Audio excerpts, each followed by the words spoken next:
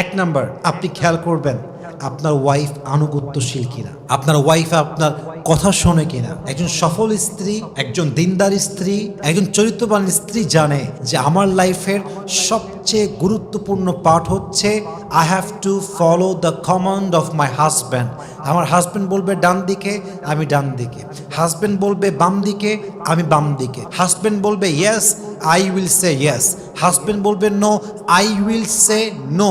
যদি এটা শরিয়াহ বিরোধী না হয়, ইসলাম বিরোধী না হয়, কোরআন বিরোধী না হয়, আমার কোনো ক্ষতির কারণ না হয়, হাজব্যান্ড যা বলবে at the same time I have to say yes. ঠিক কিনা বলেন? আপনার হাজব্যান্ড আপনার বস, আপনার হাজব্যান্ড আপনার পৃথিবীর সবচেয়ে শ্রেষ্ঠ গাইডলাইনার।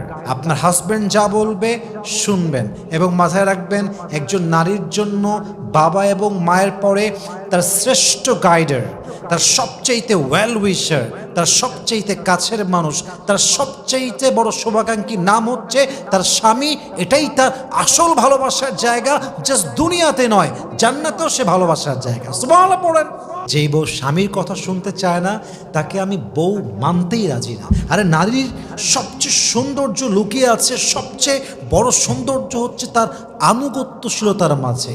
যেই নারী আনুগত্যশীল সে পুরুষের কাছে রানী হয়ে থাকে। আর যে আনুগত্যশীল নয়, সে যতই বড় লোকের মেয়ে হোক, সে যতই সুন্দরী হোক, যতই রূপবতী আর গুণবতী হোক, যেই নারী আনুগত্যশীল নয়, কথা শোনে না, টেরামি করে, ঘাড়তারামি করে, জেদ করে, একটা সময় গিয়ে পুরুষ তার নামটা জীবন থেকে মুছে ম্যাচাকার করে দেয়। ঠিক কিনা বলেন? একজন ওয়াইফের সবচেয়ে সুন্দর গুণ হচ্ছে তাকে তার স্বামীর প্রতি আনুগত্যশীল হতে হবে। এটা আমার কথা নয়, এটা কোরআন বলছে। আল্লাহ তাআলা বলছেন ফাসসালিহাতু কানিতাতুন হাফিযাতুল লিল গায়ব।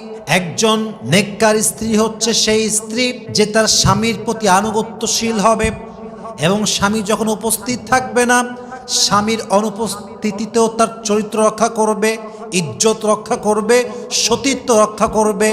এমন নারীকে ভালোবাসা একজন, বলেন সবাই তিনি কে? অতএব আপনার ওয়াইফের প্রথম গুণ থাকতে হবে যে সে কথা শোনে, সে আপনার কথাকে মানতে চায়, সে আপনার কথাকে গুরুত্ব দেয়। সে হচ্ছে দিনদার নেককার স্ত্রী। সুবহানাল্লাহ পড়বেন না আপনার সবাই?